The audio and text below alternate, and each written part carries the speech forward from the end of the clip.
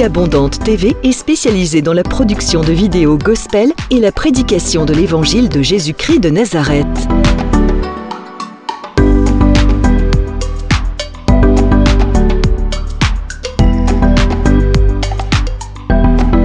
N'hésitez pas à vous abonner à notre chaîne YouTube Vie Abondante TV et sur notre page Facebook.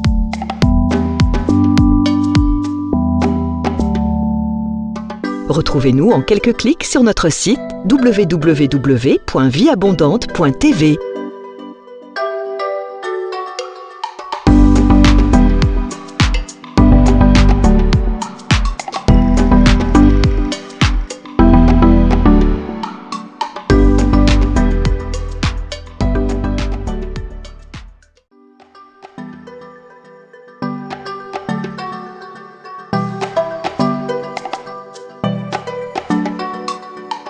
Vie Abondante TV est spécialisée dans la production de vidéos gospel et la prédication de l'évangile de Jésus-Christ de Nazareth.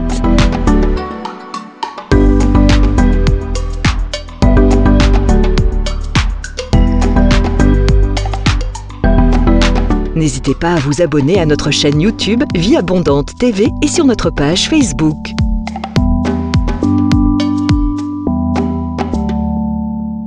Retrouvez-nous en quelques clics sur notre site www.vieabondante.tv.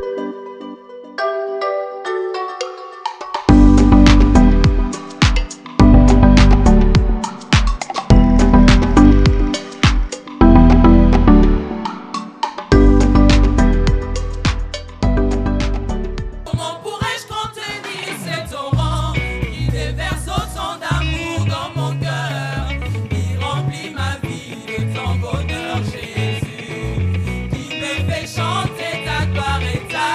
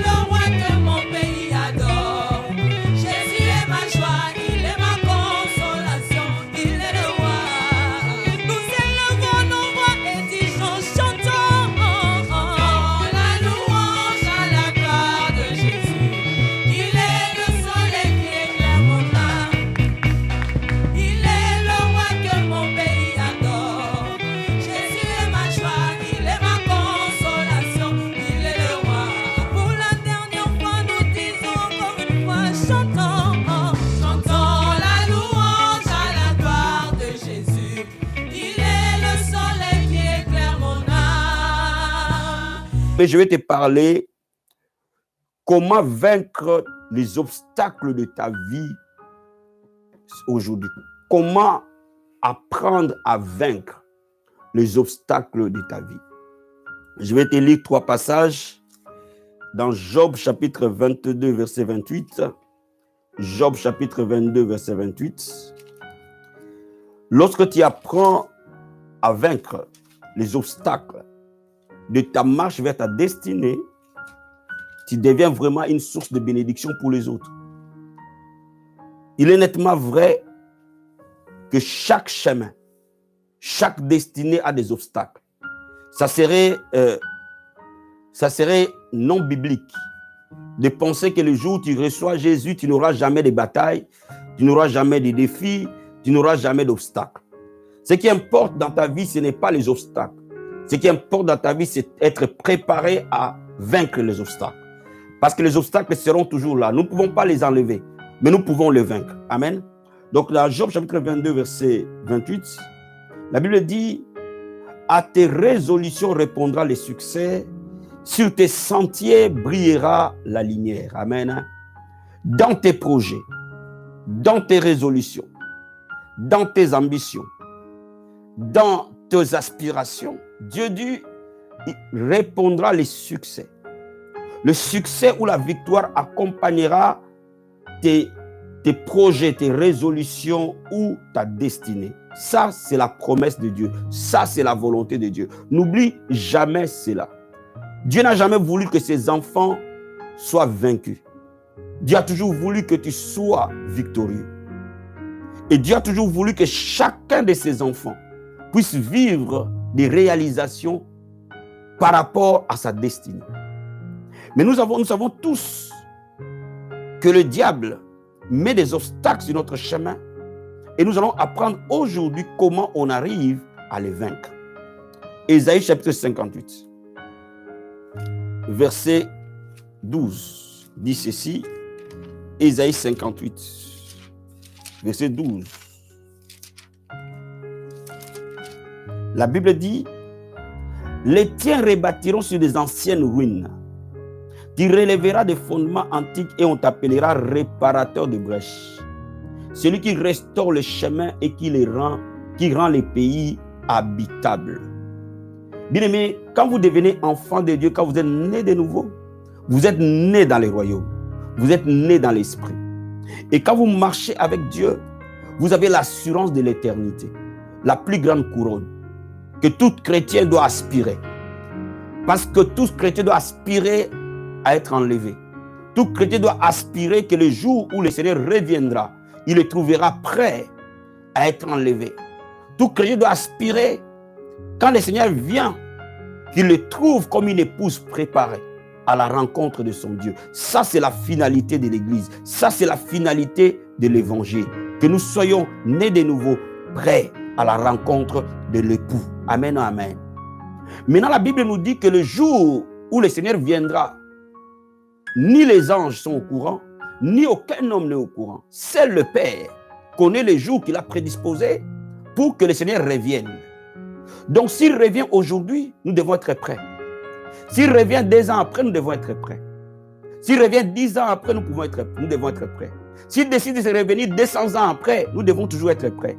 Mais la seule différence, que beaucoup parmi nous, 200 ans après, ne seront plus en vie.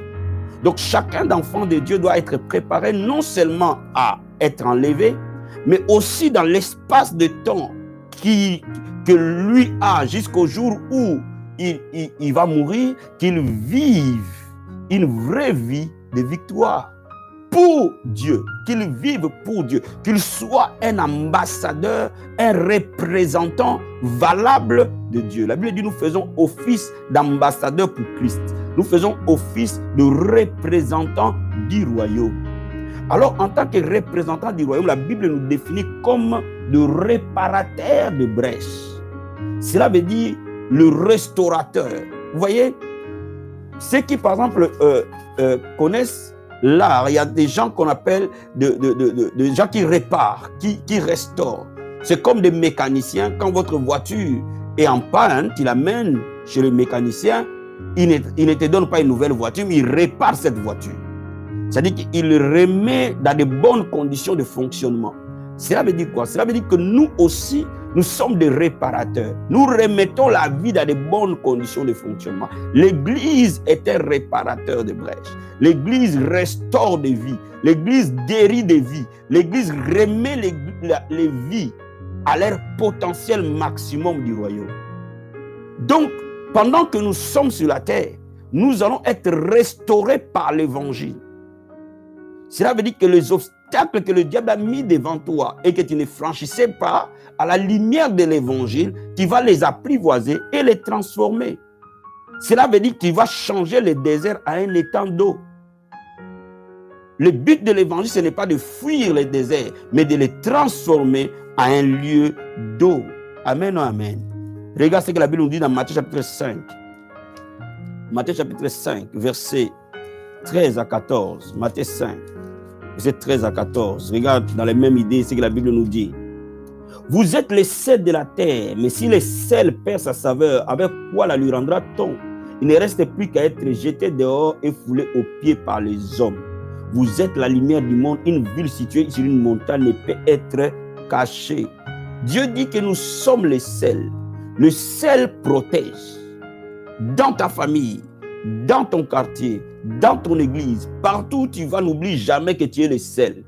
C'est par toi que les hommes et les femmes sont protégés. Quand tu joues ton rôle du royaume, toi-même tu es protégé, tous ceux qui sont autour de toi sont protégés. Cela veut dire qu'il y a des choses qui ne vont plus les atteindre parce que toi tu es là. Laisse-moi te dire, il y a des accidents qui seront épargnés parce que toi tu vis dans cette ville. Il y a des maladies qui seront épargnées parce que tu es le pasteur de cette église.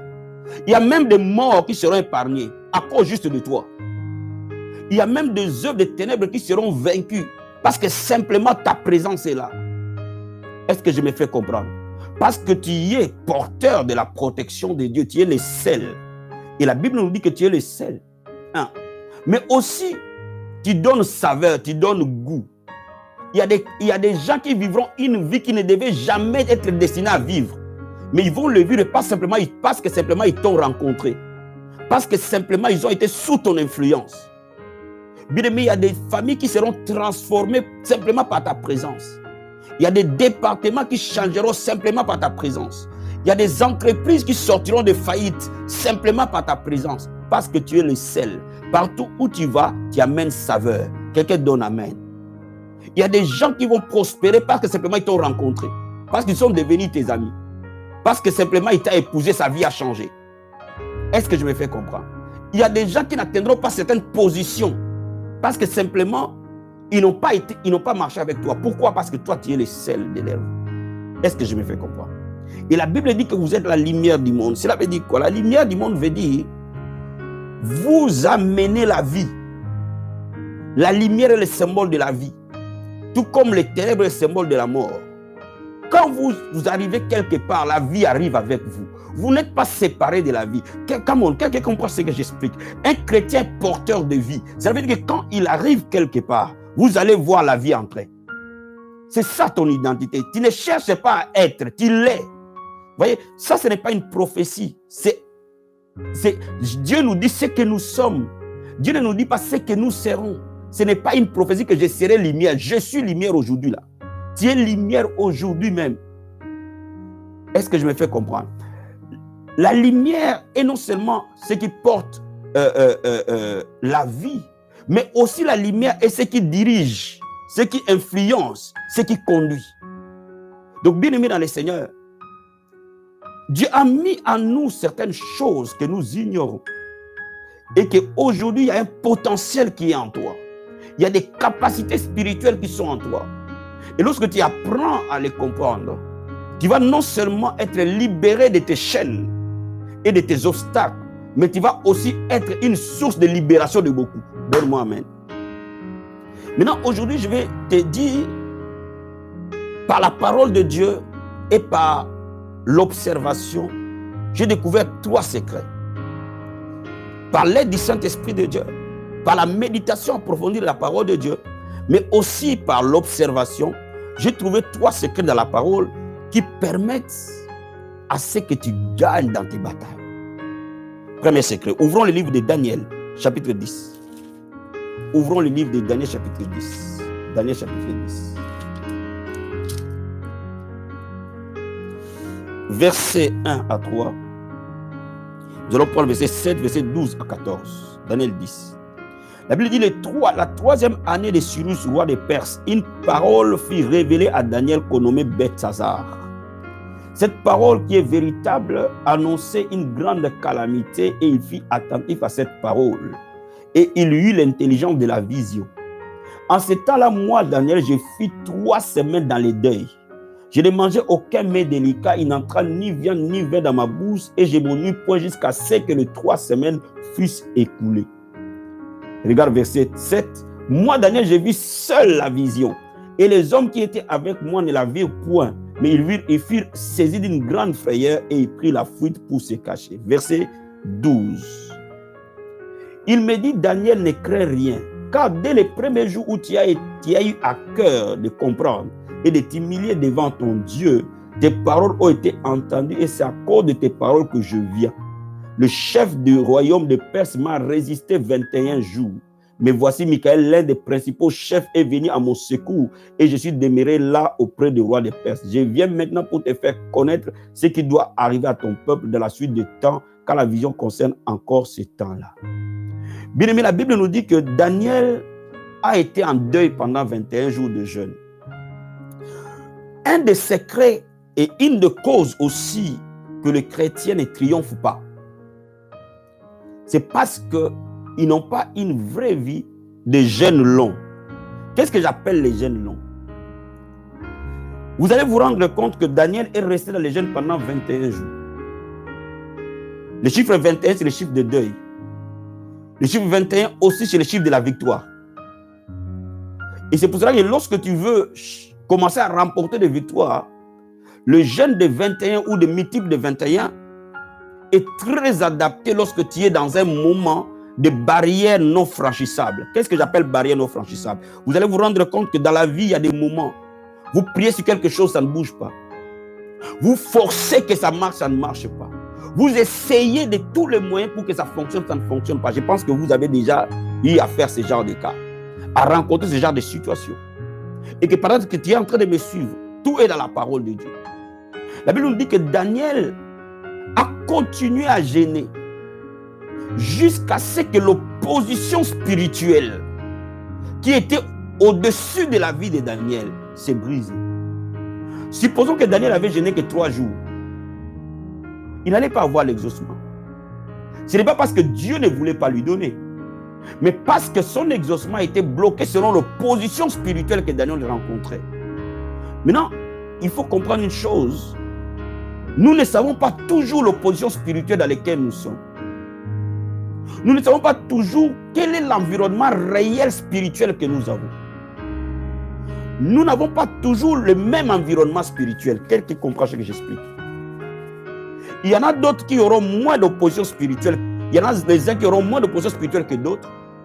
Parfois parce que peut-être qu'eux-mêmes ont vaincu cette opposition spirituelle à force de leur jeûne et leur prière avant. Ou peut-être quelqu'un a prié pour eux suffisamment. À force de chercher la face de Dieu pour cette personne, on a intercédé pour lui, l'opposition spirituelle a été vaincue.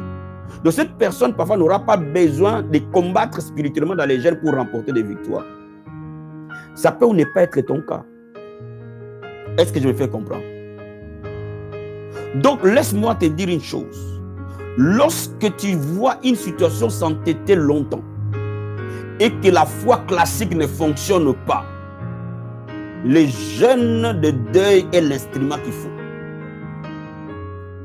En tout cas, j'ai remarqué que lorsque je fais des moments de jeûne réels et réguliers assez longs, je commence à remporter des victoires.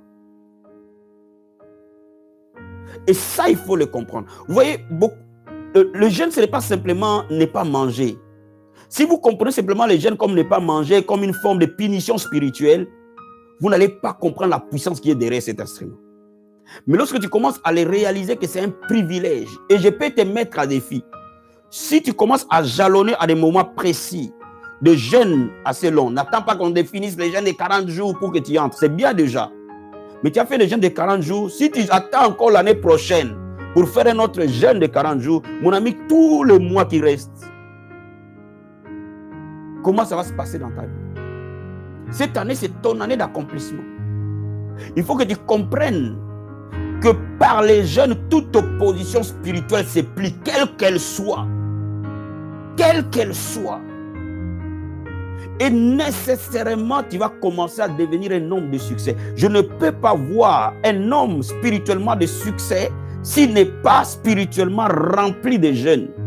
Nous sommes des prophètes de la nouvelle alliance. Ne considérez pas les jeûnes simplement pour l'église. Non, le jeûne n'est pas fait que pour l'église. Mon ami, tu as des projets dans ta vie. Tu dois entrer dans une grande école. Pourquoi tu ne générais pas pour ça? Tu es en train de chercher à avoir ton permis et tu ne le réussis pas. Pourquoi tu ne générais pas pour ça? Tu veux te marier, mais tu sens qu'il y a quelque chose qui coince. Pourquoi tu n'organiserais pas des moments de jeûne pour cela? Tu ne vas pas attendre que l'apôtre définisse le jeûne pour que toi tu y entres. Le jeûne est un style de vie décent. Je peux te garantir, frère, si tu prends le jeûne pour ta vie professionnelle, tu seras promis. Quoi qu'il en soit, tu verras, tu vas être le directeur de ce service. Parce que celui qui jeûne accède à une voie à la grâce supérieure. Laisse-moi t'expliquer quelque chose, peut-être que tu vas me comprendre cet après-midi. Laisse-moi t'expliquer. On accède à la grâce par deux voies. Par la voie du sacrifice ou par la voie de l'obéissance. Ou alors par les sacrifices et l'obéissance combinée. Je donne un exemple. Je peux accéder à la victoire par mon obéissance, ou alors par les sacrifices, ou alors par l'obéissance et les sacrifices. Moi, j'aime bien l'obéissance et les sacrifices. Cela veut dire quoi? Cela veut dire que lorsque je suis pasteur de l'église, ma dimension de chercher Dieu déterminera la gloire qui sera dans l'église. Au fait, même les membres de mon église, ils peuvent jeûner, mais tant que moi-même, je ne porte pas le flambeau du jeûne et de la prière, rien n'avancera. Tu es en train de m'écouter, peut-être que tu es pasteur ou tu aspires à être pasteur. Les membres de ton église peuvent prier et jeûner. Tes intercesseurs peuvent prier et jeûner, mais tant que toi-même, celui qui est le porteur de l'onction, tu ne vas pas chercher Dieu dans les jeûnes et dans la prière assez longtemps, vous verrez que votre église va stagner. Aussi simple que ça. Aussi simple que ça. Je vais te dire une chose. Je voulais me marier, mais ça faisait simplement des obstacles. Des obstacles, des obstacles. J'ai fait 60 jours de jeûne. Le 60e jour, j'ai rencontré ma femme et je me suis marié. Tu comprends ce que j'explique? Tu comprends ce que j'explique? Maintenant, le jeûne a plusieurs formes. Je t'explique clairement les principes. Je devais avoir les papiers dans ces pays et l'État ne voulait pas me donner les papiers. Maman et moi, nous sommes mis à se lever de minuit à 10 heures du matin. C'est un jeûne. Nous avons décidé d'enlever notre sommeil et de commencer à prier. C'est un jeûne. 2 mois plus tard, les portes de papier se sont ouvertes. C'est un jeûne long. Je devais aller s'occuper des voyages de ma fille et tout s'est bloqué à Kinshasa. Et j'ai fait à peu près 40 ou 60, plus de 40 jours de nuits de prière, de minuit à 6 heures du matin, tous les jours. C'est un jeûne. La porte s'est ouverte. Je peux te citer plusieurs choses. Plusieurs. Je te donne juste un exemple pour te permettre de comprendre ce que je t'explique. Qu'il n'y a pas un obstacle que Dieu ne peut pas vaincre. Mais il y a des déclenchements spirituels qui s'opèrent par le moment où tu commences à t'intensifier dans les jeûnes parce que tu t'humilies fortement. Donc la grâce de Dieu se multiplie. L'activité angélique est relâchée. Quand l'activité angélique est relâchée, l'opposition spirituelle tombe. Bien, mais il y a des moments où la foi classique échoue. Jésus-Christ dit que ce genre de démons ne partent que par le jeûne et par la prière. Il y a des moments où la foi échoue. Parce que ta foi ne se libère pas. Elle ne se déclenche pas. Tu essaies de croire, de accrocher à la promesse, mais ça ne fonctionne pas. Tu essaies de prier les prières d'intercession, les prières d'adoration, les prières, ça ne fonctionne pas. Mon ami, sors l'arme atomique, les jeûnes, va dedans. Reste dessus jusqu'à ce que la porte s'ouvre. Je peux te garantir que cette année, tu peux voir la gloire de Dieu. Beaucoup de chrétiens stagnent dans leur vie. Beaucoup de ministères échouent dans leur vie. Parce qu'ils n'ont pas compris la notion du jeûne long. Et c'est ce qui fait la différence entre les jeûnes à sec et les jeûnes, l'efficacité des jeûnes intermittents. Qui n'est pas à sec, mais qui peut être maintenu longtemps. Et quand vous le maintenez longtemps, le pouvoir satanique se brise. Quelqu'un comprend ce que j'explique ce matin? Ça, c'est un secret. Ça, c'est un grand, grand secret. Tu veux voir le changement dans ta vie, comprends ce secret. La Bible dit, on t'appellera réparateur de brèches. Alléluia. Alléluia. La Bible nous dit que dans les temples, les publicains et les pharisiens étaient là. Les pharisiens ont dit, je jeûne 2 fois par semaine. Les pharisiens, Jésus n'a pas dit que les pharisiens ont mal fait de jeûner 2 fois par semaine. Le problème des pharisiens était l'orgueil. Mais ce que les pharisiens faisaient était vrai. Si un pharisien jeûne 2 fois par semaine, à plus forte raison celui qui est né de nouveau. Jésus lui-même a dit quand tu jeûnes et non si tu jeûnes. Cela veut dire quoi? Le jeûne doit être un style de vie des saints. Logiquement, ça doit être des pratiques aussi courantes que prier. Et c'est pour cela que vous voyez que le diable prend de l'avantage sur le saint parce que le diable ne veut pas que la doctrine du jeûne soit enseignée dans l'église. Je peux te garantir, mon ami. Même si les sorciers se sont levés contre toi, quand tu commences à faire les jeûnes, tu vas voir. Ils vont commencer à tomber un à un. Aussi simple que ça. Et c'est pour ça que le diable n'aime pas que tu jeûnes. Dès que tu commences à jeûner, ton corps est dans tous ses états. Dès que tu commences à jeûner, tu commences à avoir faim. Parce qu'il veut t'arrêter de jeûner. Mais laisse-moi t'expliquer que le corps est un suiveur. Il suit toujours ce qu'on lui dicte. Si ton esprit lui impose une discipline, le corps va suivre. Premier secret. Est-ce que je me fais comprendre? Je reviendrai sur ça cette année régulièrement sur les enseignements approfondis sur les jeûnes. Parce que c'est très mal enseigné et c'est très mal compris. Première chose. Deuxième secret. Lorsque tu veux réellement vaincre,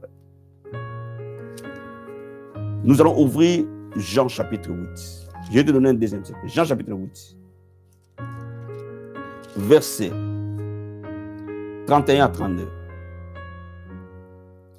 Il dit aux Juifs qui avaient cru en lui, si vous demeurez dans ma parole et vous êtes vraiment mes disciples, vous connaîtrez la vérité et la vérité vous affranchira. Amen. Amen. Si vous demeurez dans ma parole, vous connaîtrez. Bien-aimé, la victoire, ta victoire est basée sur la connaissance de la parole de Dieu dans les domaines de tes combats. Come on. Je me réexplique. Je veux que tu me comprennes. Dans les domaines de tes batailles. Parce que nous n'avons pas les mêmes obstacles, nous n'avons pas les mêmes combats, frère. Mais dans les domaines de tes combats, va dans la profondeur de la parole dessus. Si tes combats, c'est les papiers, va dans la profondeur de la parole autour de la grâce. Si tes combats, c'est la santé, va dans la profondeur de la parole autour de la guérison divine. Si tes combats, c'est les démons, va dans la profondeur de la parole autour de la libération des combats spirituels. Si tes combats, c'est la famille, va dans la profondeur de la parole autour de la famille. Quelqu'un comprend ce que j'explique ce matin? Va dans les profondeurs. Et plus tu vas acquérir la connaissance de la parole de Dieu profondément dans un domaine, plus tu es libéré. Le chêne se casse naturellement. Donc, lorsque tu vois un domaine où le diable combat, tant qu'il y aura l'ignorance dans ces domaines-là, le diable régnera. La Bible dit, mon peuple périt faute de connaissance. Il y a une connaissance générale de la parole de Dieu qui est très très bien et qu'il faut toujours entretenir. Mais il y a une connaissance de la délivrance, une connaissance qui nous libère, une connaissance qui nous sort des batailles et nous rend victorieux. C'est cette connaissance-là que je parle. Cela veut dire que c'est une connaissance approfondie dans un domaine. ton ministère stagne. Quelle est ta connaissance du ministère? Est-ce que je me fais comprendre? Plus tu vas monter en connaissance dans un domaine, plus tu vas percer. Mais cette connaissance est basée sur la vérité. La vérité, c'est quoi? C'est la parole, c'est le logos. Vous voyez? Notre connaissance de la parole de Dieu, les profondeurs dans les domaines, te libère. Te libère. Tu as des problèmes dans les finances. Qu'est-ce que Dieu dit profondément sur les finances? Je dis profondément. Je ne le dis pas de manière superficielle. Je dis profondément. Va dans les profondeurs sur les finances. Tu vas voir. Les chaînes vont tomber. Donc, investis du temps de qualité pour acquérir la connaissance. Aujourd'hui, grâce à nos aînés qui nous ont précédés dans la foi, nous avons suffisamment de ressources pour que nous rentrions dans les profondeurs de la connaissance. Et c'est là aussi quand il y a un pasteur d'église, quand il y a un leader dans un département, augmente la connaissance du peuple.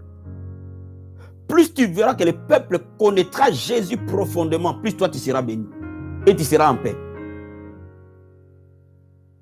Est-ce que je me fais comprendre? Est-ce que je me fais comprendre? Donc, bien aimé dans le Seigneur, ta connaissance est ta délivrance. La Bible dit, ceux qui connaîtront leur Dieu agiront avec fermeté. Ceux qui connaîtront leur Dieu agiront avec fermeté. Cela veut dire que ta connaissance est la clé de ta délivrance. Investis dans les héros du midi. Écoute les héros du midi. Réécoute-le. Quel est le but des héros du midi? C'est augmenter ta connaissance. Et quand tu augmentes la connaissance, les délivrances s'opèrent par la connaissance. Voyez? Plus nous connaîtrons Dieu profondément, plus nous serons libres. Et le diable n'aime pas la connaissance. Quel que soit l'appel que tu es appelé évangéliste. Est-ce que tu as la connaissance du ministère évangélique? Tu es appelé prophète. Est-ce que tu as la connaissance de ces ministères? Quel que soit ce que tu feras, il faut acquérir la connaissance dans ces domaines. Tu vas exceller naturellement. Et tu vas vaincre naturellement. Est-ce que vous me comprenez? La plus grosse erreur que beaucoup de gens commettent, c'est de penser de connaître et pourtant ils ne connaissent pas. Je vais te dire une chose, mon ami. Tant que tu vivras, vis pour augmenter la connaissance. Tu n'arriveras jamais réellement à connaître Dieu. C'est ce que j'ai fini par comprendre. Plus je cherche Dieu, plus je cherche à les connaître, plus j'ai envie de les connaître. Plus je me rends compte que je ne les connais pas assez.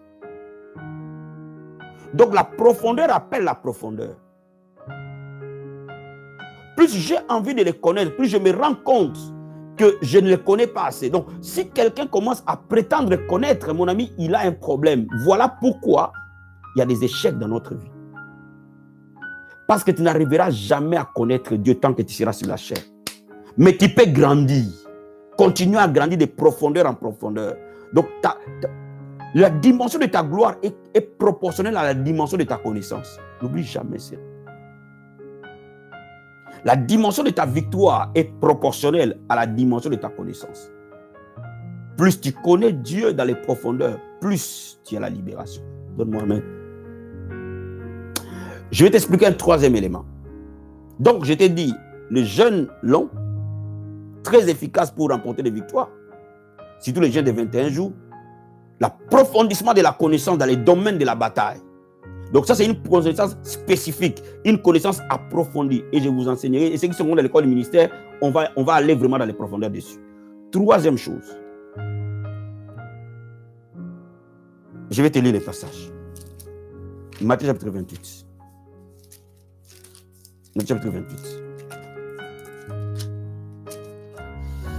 Verset 19. Oh, j'aime la parole.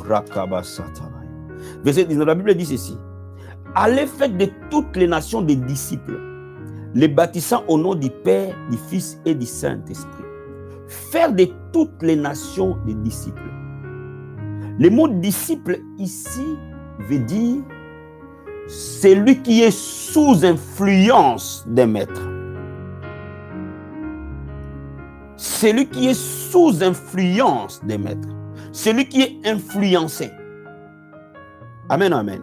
Donc, Jésus-Christ dit que l'Église doit faire des disciples, pas des sauvés. Cela veut dire quoi? Que le fait d'être sauvé est une étape. Mais la deuxième étape est de devenir disciple. Cela veut dire que celui qui est influencé par Christ. Bien aimé, tout être humain est influencé.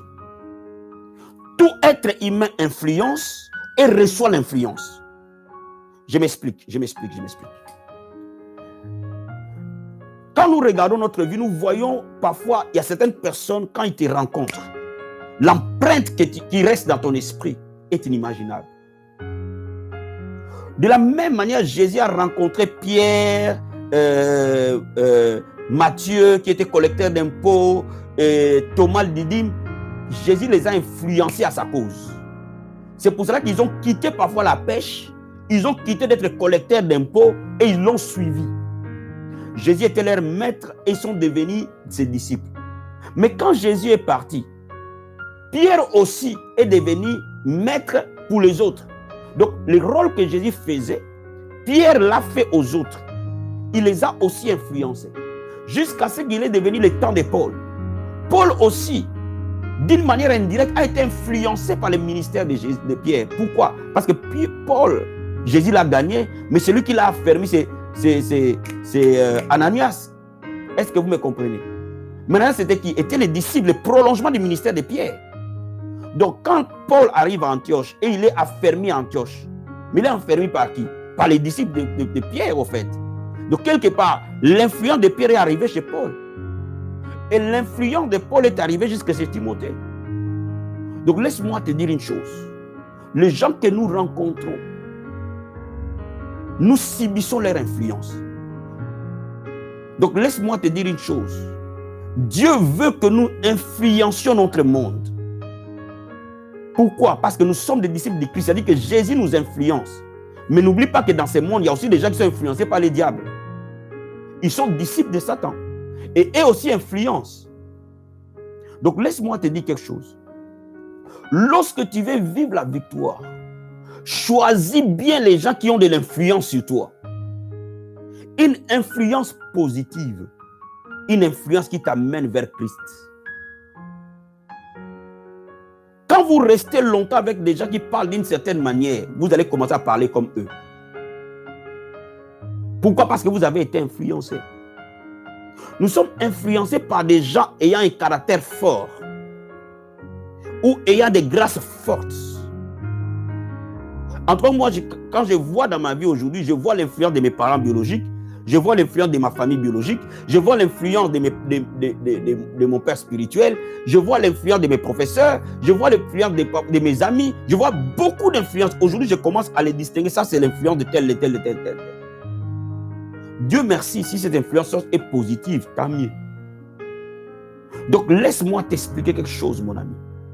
Lorsque tu veux remporter des victoires, laisse-toi influencer par quelqu'un qui a remporté cette victoire-là avant toi. Mais en Christ. Come on. Parce que nous sommes dans ce monde, nous ne sommes pas de ce monde. Donc, nous ne pouvons pas être influencés par des gens qui ont réussi quelque chose, pas en dehors de Dieu.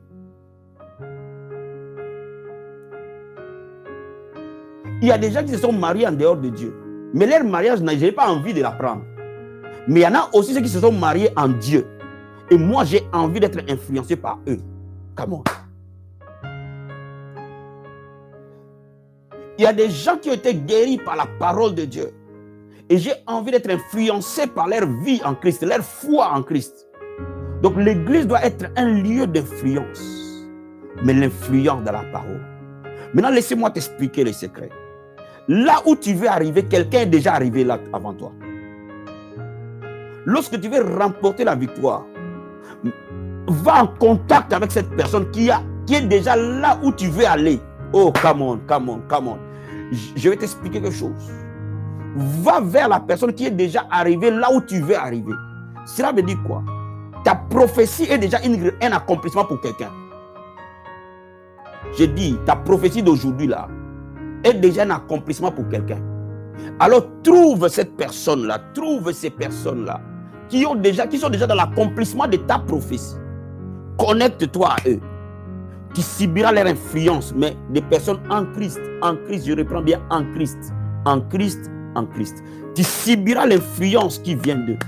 Et cette influence-là va te propulser à vivre ce qu'eux, ils ont déjà vécu. Comment? Beaucoup de gens, mais là, cela aussi implique quelque chose. Une responsabilité pour nous. Je donne un exemple. Quand il y a un père spirituel, c'est une grande responsabilité. Parce que vous savez, nous exerçons une influence sur le peuple. Parce qu'ils nous ont accordé ces crédits-là. Nous devons être conscients de cela. Ça veut dire que nos paroles, nos actes ont une influence positive ou négative dans leur vie. Notre façon d'être a une influence. Donc laisse-moi te dire, choisis des gens qui vont influencer positivement ta vie. C'est l'accélérateur de ta destinée. Celui qui influence négativement ta vie, fuis-le. Obligé. Ne reste pas au milieu de lui. Pourquoi? Parce que sans t'en rendre compte, il y a une empreinte qui se pose dans ton âme. C'est pour cela, ne lis pas n'importe quel livre, n'écoute pas n'importe quel pasteur. Un chrétien qui veut aller de l'avant ne passe pas toute sa journée sur YouTube, sur Facebook. Il écoute tel le matin, il écoute tel après 30 minutes, il écoute. Bien aimé, quel est l'homme qui influence ta vie? Tu ne le sais pas. Donc tu embrasses toutes choses dans ton esprit humain. Et voilà, ça peut créer un conflit spirituel. Évite d'être un pasteur, tu as ton pasteur ici à Paris, tu as un autre prophète au Congo, tu as un autre prophète en Côte d'Ivoire, tu as un autre apôtre, je ne sais pas où. Attention à ça. C'est la loi de l'influence. Moi, je ne lis pas n'importe quel auteur. Jamais.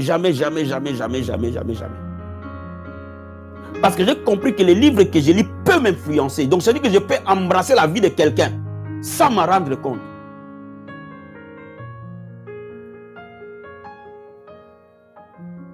Je n'écoute pas n'importe quelle musique. Parce que c'est la loi de l'influence. Cela veut dire que nous recevons, notre esprit reçoit de la personne forte qui nous influence. De la même manière que nous recevons, nous influençons parfois nos femmes et nos enfants. Vous voyez les effets. C'est-à-dire que le papa est influencé, il va influencer sa femme va influencer ses enfants, et ses enfants vont influencer leurs amis. Alors si réellement nous influençons positivement, voilà comment le royaume de Dieu avance. Ce que je reçois du Saint-Esprit, ma femme par moi le reçoit, mes enfants par moi le reçoivent, leurs amis aussi le reçoivent. Et par leurs amis, ils peuvent influencer leurs membres de famille, influencer d'autres personnes. Ainsi, l'évangile avance. C'est ça, faire des disciples, influencer. C'est pour ça que l'apôtre Paul dit, soyez mes imitateurs. Vous voyez, il a influencé Timothée. Et Timothée est devenu disciple de Paul, Paul disciple de Christ. Vous voyez? Mais si on le voit attentivement, on va voir Timothée, disciple de Paul, Paul, disciple de Pierre, Pierre, disciple de Christ. Vous voyez? C'est ça la chaîne. C'est-à-dire que tel nous suit, nous avons suivi quelqu'un, ainsi de suite, jusqu'à remonter à Christ. C'est ça la chaîne. Donc, laisse-moi t'expliquer quelque chose. C'est ta responsabilité de savoir que ton esprit est influencé sans que tu t'en rendes compte. Pendant que je te parle là, je t'influence sans que tu t'en rendes compte. Quelque part, je te donne une partie de moi-même. Donc, de la même manière que toi, tu le reçois, tu influences aussi quelqu'un d'autre. Voilà pourquoi il faut comprendre une chose. Ton environnement détermine beaucoup de ce que tu es. Les gens que tu fréquentes déterminera le résultat de ta vie. Aussi simple que ça. Donc, ne demeure pas avec les gens négatifs. Ne demeure pas avec les gens qui voient toujours l'impossibilité. On ne peut pas les faire parce que ce n'est pas possible, parce que ce n'est pas ceci, parce que vous savez, ces gens-là ne t'apportent rien. Ne demeure pas au milieu des gens qui ne croient pas en toi. Ne demeure pas au milieu des gens qui ne t'aiment pas et ne force pas qu'ils t'aiment. Ils vont déteindre sur toi quelque chose de très négatif. La Bible dit, veille sur ton cœur au-delà de tout, que c'est de lui que viennent les issues de la vie. Ça veut dire que veille sur ton esprit humain, de l'influence que ton esprit humain a. Parce que de là que découle ton chemin. Beaucoup de gens n'ont pas franchi des limites dans leur vie.